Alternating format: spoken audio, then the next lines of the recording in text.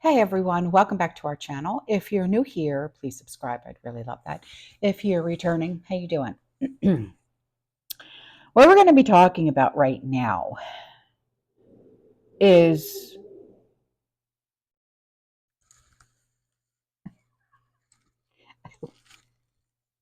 sorry about that. My dog is dreaming and she's growling.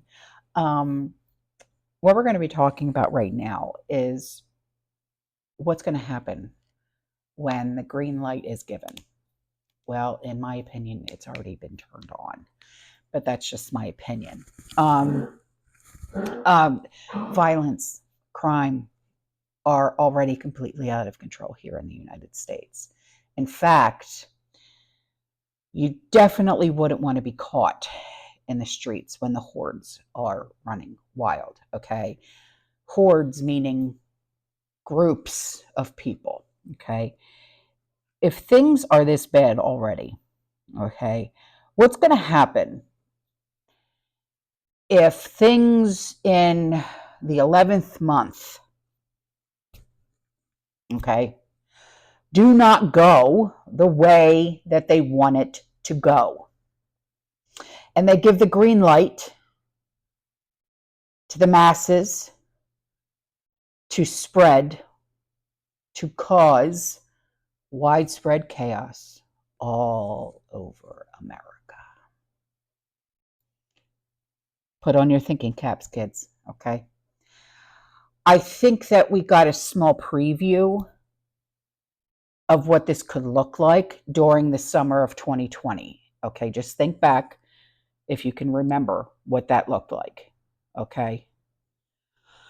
Unfortunately, since that time, we are now dealing with policies down here in the South because of 46 administration at the border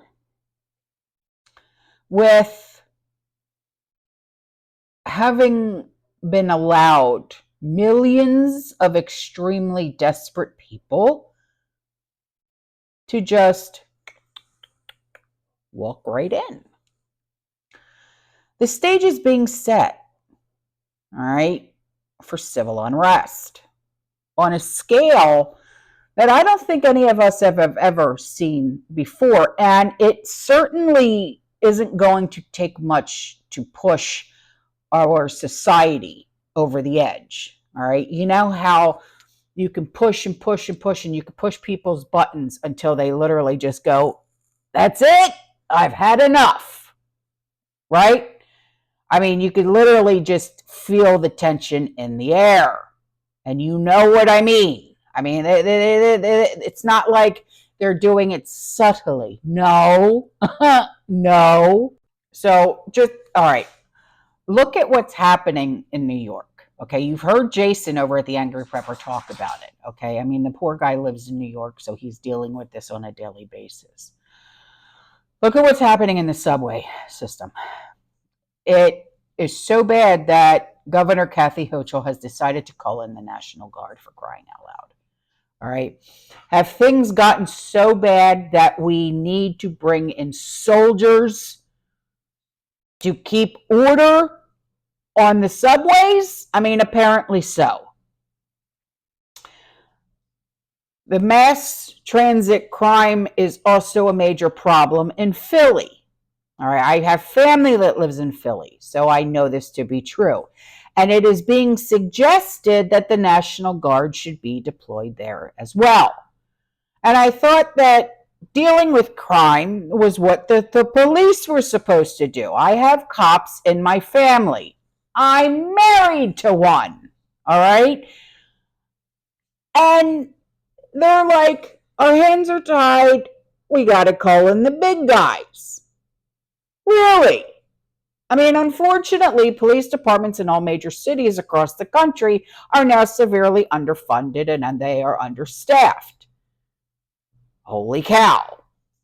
So in Pittsburgh, the situation is so dire that police will no longer respond to calls involving theft, harassment, criminal mischief, and burglary.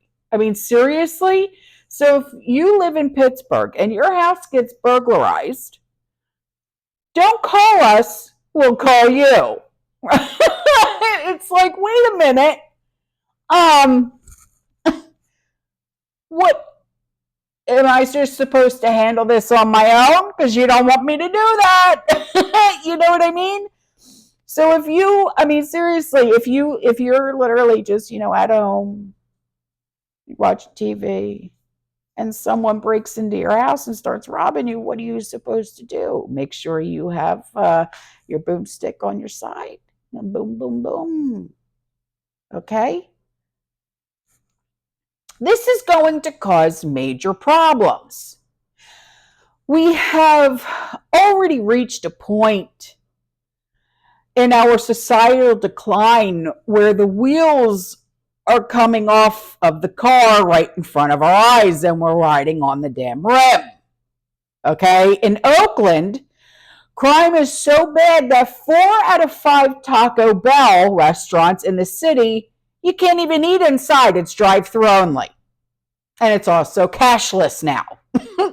All right. And when I told my son this, because my son, that was actually one of Andrew's very first jobs, was to work at Taco Bell. He was a manager there. He said, I can't believe that. I showed him that, and he goes, holy cow, Mom. He said, if we didn't have the dining room open at Taco Bell, he said, there would be literally like mass destruction. I said, no, just showing you what's really going on here, son. And I know it's probably not easy for a lot of people to admit, but we are literally rapidly becoming a third world country. Okay, theft is absolutely rampant in America today. And I understand desperate people, desperate times, desperate measures. I get it. You're hungry, your kids are hungry, you do you. Okay, but organized, okay, it's the organized retail crime that it's the worst. It's not a single mom who has hungry children. Okay, that's not what I'm worried about here. Okay, I understand that. You have to feed your you do you. Okay, what I'm talking about is the organized retail crime where you have the mobs of people that do the smash and grabs. Okay, it's become a multi-billionaire dollar industry in the United States. And according to I think it's CNBC, I believe, some of these groups actually have very sophisticated facilities that are indistinguishable from other e-commerce distribution centers. How it got this far, I'll never understand. But we have never seen anything like this before, ever in our lifetimes. Our country has become so totally transformed. At this point, our youths are lawless, and even very young girls are committing acts of extreme violence. Yeah, don't believe me? Look it up, okay? Our streets are stained red, okay, from coast to coast, and more violent creepazoids, I'll just say that, are being allowed in on a continual basis. I came across an article because my husband, he showed it to me, and I'm like, what? Okay, it was like that, about the 50 most violent cities in the world. If you can believe it, 46 of them are actually on the Western Hemisphere. Yeah.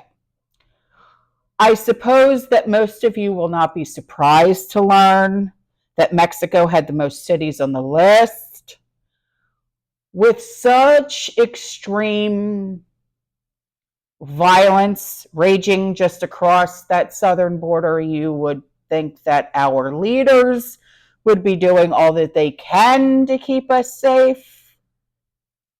But I'll go on, because instead, they're just allowing them just to walk across. And they all have Biden-Harris t-shirts on. Yeah. Our crisis is fueling a growth explosion for criminals and gangs all over this nation. They really truly are. I mean, and this is not a joke. This is something to be extremely concerned about, especially if you have little kids, okay?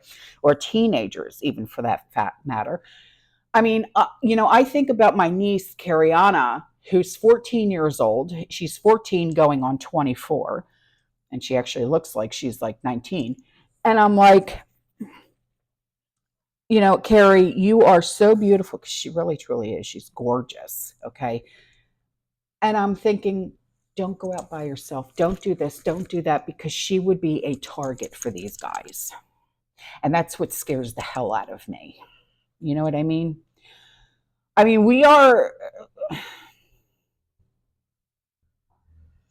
experiencing a crime wave of epic proportions, but I am extremely concerned about what will happen if things go a certain way in the 11th month. I'm going to give you an example, just real quick. So you guys know that, I'm having roofers come in and stuff like that. And you also know that my husband is an officer with Homeland Security. And the one guy was standing here, and he said, because they were asking me about, we had to put like, they had to get our county tax records for the house and put it down on a form. And I was on the phone with the woman, and she goes, oh, well, your information won't be on the county tax records because your husband's in law enforcement. And I said, that's right. And she said, well, he's not a deputy. I said, no, he's an officer with Homeland Security. And their mouths went like that. And I'm like, what? He's been there for fucking ever. You know what I mean? Who cares? I just look at him as Sean, the pain in the ass that drives me nuts all day. So I get off the phone with the woman, and the guy looks at me and he goes, seriously, your husband's an officer? And I said, yeah. What? So what? Who cares? And he goes, well, can I ask you a question? I said, sure. And he said, why do I always see Homeland Security officers along like I-75? And I said, well, two reasons. I said, drug enforcement and trafficking. And he said, oh, okay. And he goes, but why them? Don't deputies do that too? I said, well, first, deputies, like whether it's Hillsborough County, Pinellas County, any county in the state of Florida, any county in the country, deputies and cops have to have a warrant to search your vehicle if they're like on a highway or whatever the case. Okay, say they have probable cause to search your car. They have to have either your permission or a warrant to search your car. Homeland Security officers do not need a warrant. So where you see a deputy, you're also probably going to see down the road a Homeland Security deputy as well. And that's where my husband comes in. He does not need a warrant to turn your life around. It's one of those, And the guy looked at me and he goes, ew. I said, yeah. And he goes, okay. He goes, have a good day. I said, thanks, bye. So I laughed. I was just like, didn't think you'd be coming into this house, did you? So anyway, back to this. So, in the 11th month, okay, if they don't get their way, they may decide to make it very clear that it is time for civil disobedience on a massive scale. You know this, and I know this, and no one's going to stop them. Many of our major cities, like where Jason is, where I am, in Philly, LA, Chicago, okay? We've already reached a point where they are literally on the verge of being ungovernable. America is becoming a little bit more lawless with each passing day. So I want you to keep that head of yours on a swivel. I want you to keep your pantry stocked. I want you to get your home to where it is unpenetrable. Okay? I want you to have your house like mine, where it is literally locked up like Fort Knox. Do you read me? Heard? Okay? Because I'll be damned if I'm going to get an email or a phone call from one of yous going, Autumn, I didn't listen, and this is what happened. Okay? All right, guys, listen, I am out of here. I will see you in the next one. You stay safe, you stay positive, you keep prepping, and as always, fearless. Ciao.